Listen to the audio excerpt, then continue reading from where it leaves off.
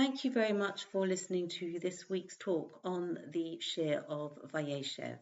And we dedicate our learning to the safe and speedy release of the last remaining hostage in Gaza, Ran Gvili.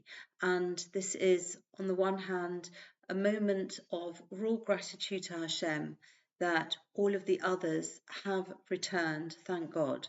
But the fact that there is one remaining, that one is the world in itself, and that is, as the actual numbers are almost a distraction. The fact that there is still one means that our dedications and our efforts and the dedication of the brave soldiers, the Chayalim, who are on the front line trying to secure the conditions, please God, for the release of Ran Gvili and for the safety and protection of all of the nation of Israel and the land of Israel, as our enemies are still present with their evil intentions, and they have the capacity to threaten and to carry out their evil intentions. And so our prayers, our learning are such an important part of restoring the good and the light that is our duty always, but especially at this time of year. And we can see how the messages that we get from the Sedra of Vayeshev are always applicable, but especially so now. And I refer to this idea that we see in the events that happened to Yosef Hatzadik, Joseph the righteous one, that he defies gravity. How does he defy gravity? Because I believe, according to Sir Isaac Newton, what goes up must come down. But I think that Yosef Hatzadik shows us that what goes down must come up. He shows us how this defying gravity happens. And this is something that, as we look at the events of the Sedra, the Sedra of Vayeshev is bookended with two sets of dreams, two dreams in different circumstances. The dreams at the beginning of the Sedra are the dreams that Yosef dreams, and he recounts to his brothers and to his father. And the dreams at the end of the Sedra are the dreams of the butler and baker. And this concept of dreams is so pervasive and significant, and it continues into next week's Sedra in the Sedra of Miketz with the dreams of Pharaoh.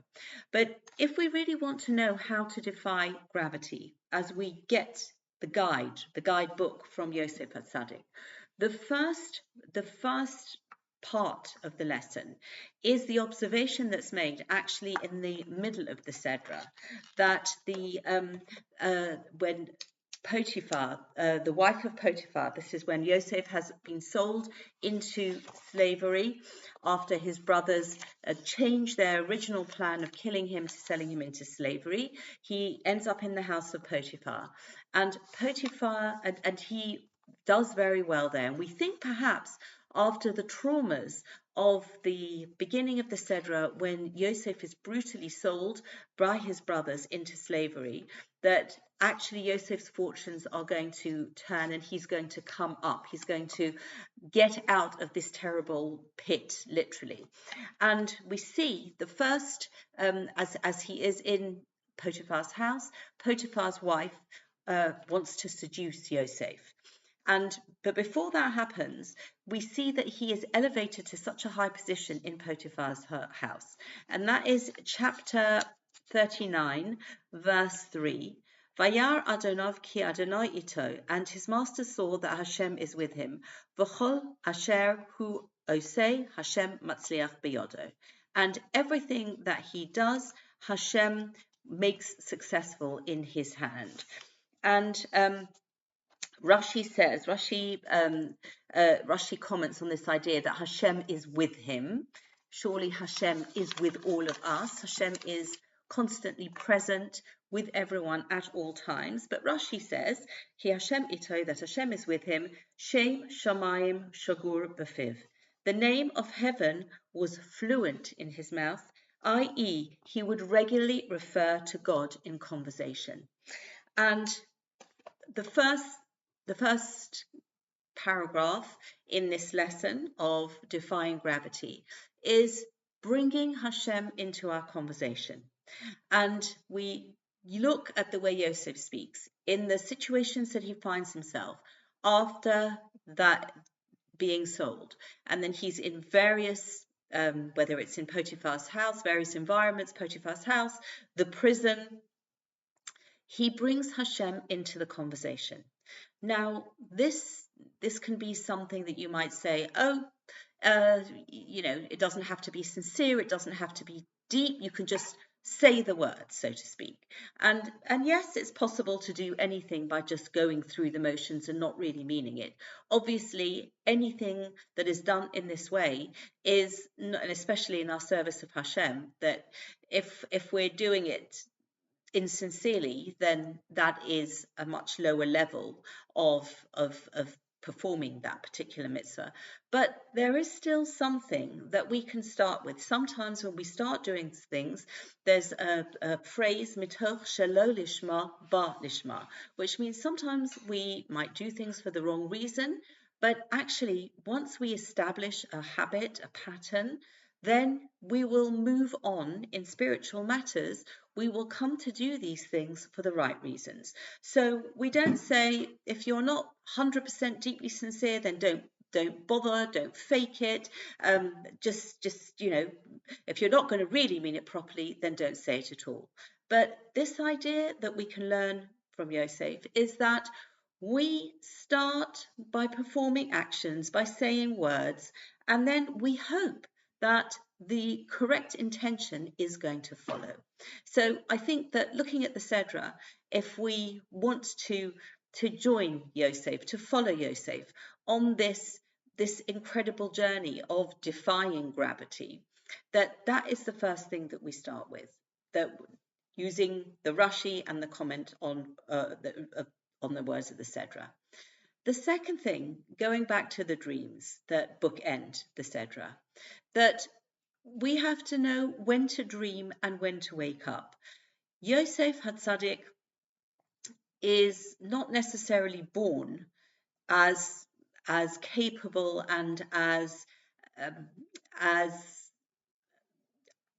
very as able to perform and rise to the heights. At the beginning of the Sedra, we see a young teenager, 17 years old, and he is dreaming, and these dreams are difficult dreams for his siblings and his father to hear. And he doesn't really seem to show awareness of his surroundings, of sensitivity towards other people. And this is really sometimes that learning curve of when to share our dreams, when to wake up and understand that dreams could be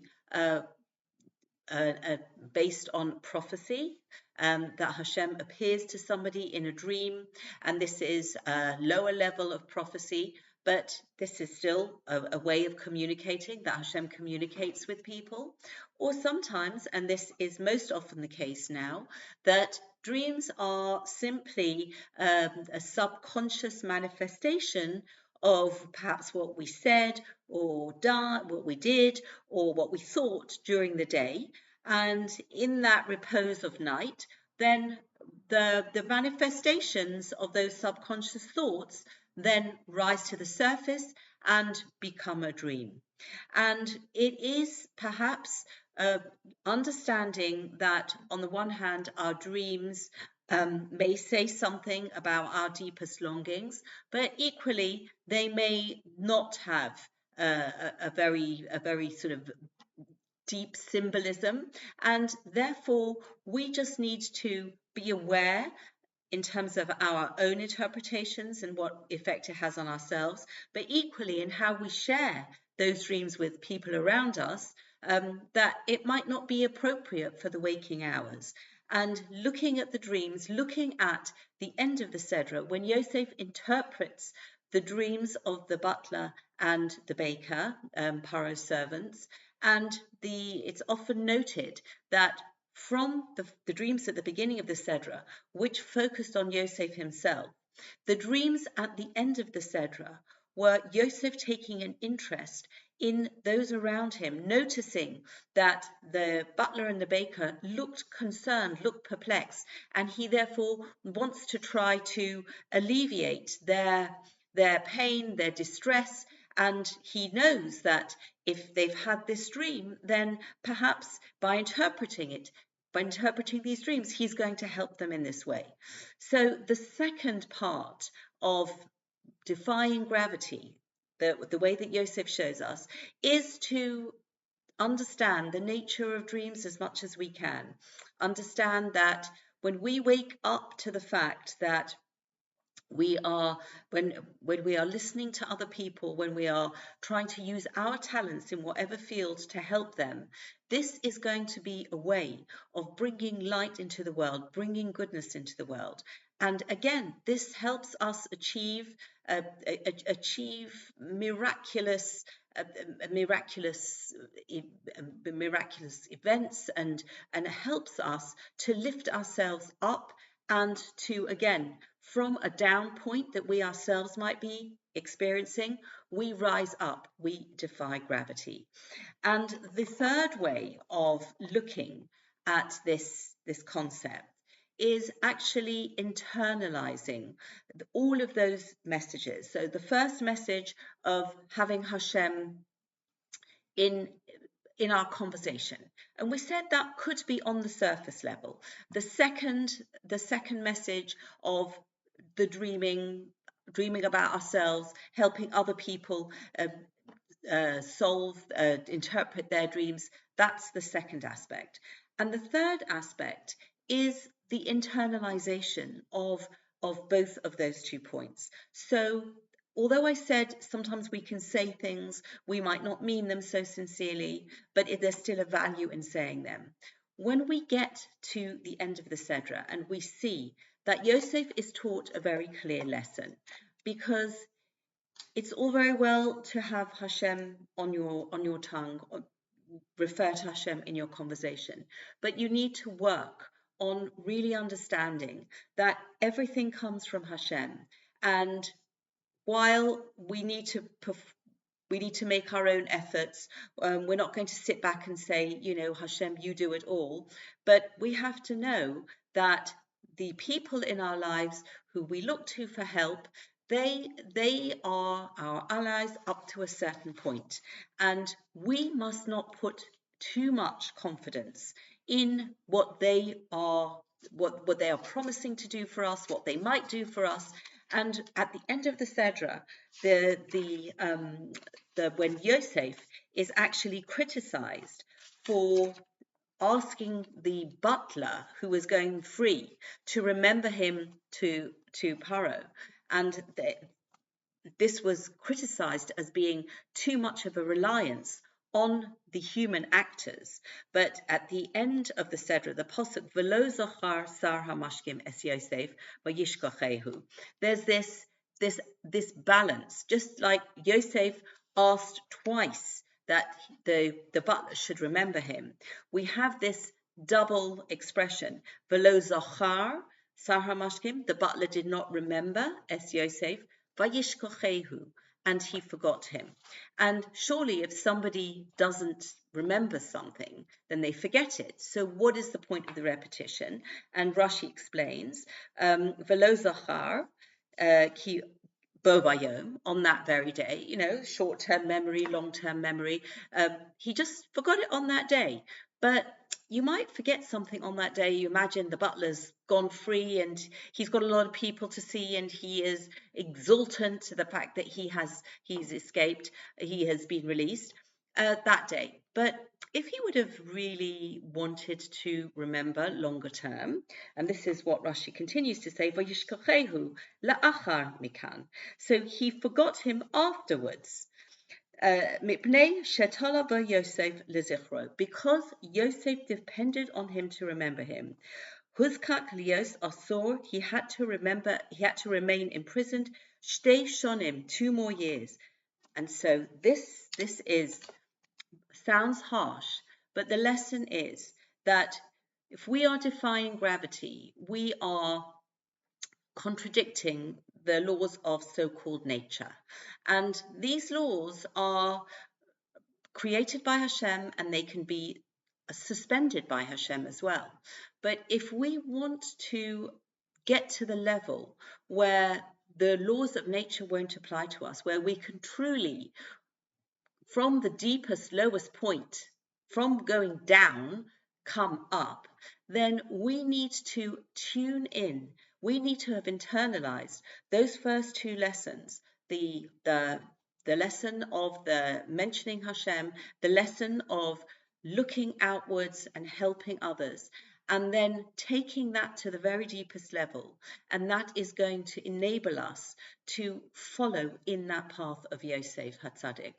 And it's no coincidence that we read this Sedra around the time of Chanuka. The first night of Chanuka is Sunday night. And throughout the whole of Chanuka, we say the whole of Hallel. And if we look at the first paragraph of Hallel, which is chapter 113 of the book of Tehillim, and it talks about the down up movement, from the lowest point to the highest point.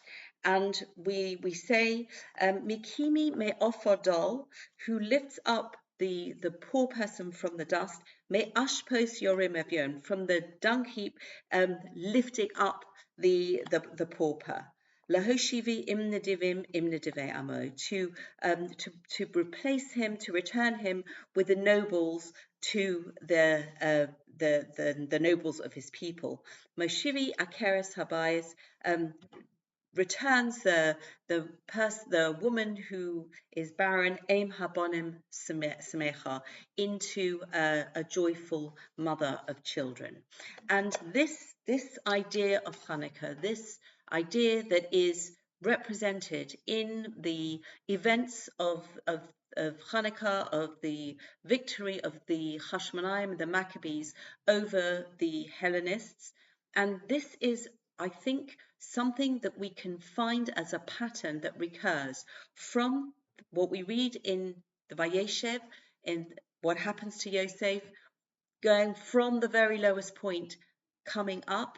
And similarly, that story of Chanuka, years after the events that happen in our Sedra. And we can see happening today in our time that thank God, the hostages who have been released. And there was a very special video that I just saw of Bar Kupperstein, and from I think a few days ago, and his car was broken into, and he said he is thanking God for everything. He said he's thanking God that he has to go to the police and sign a complaint form, because he's thanking God he's not in the tunnels. He's not worrying what Hamas is going to do to him, whether he's going to have a morsel to eat.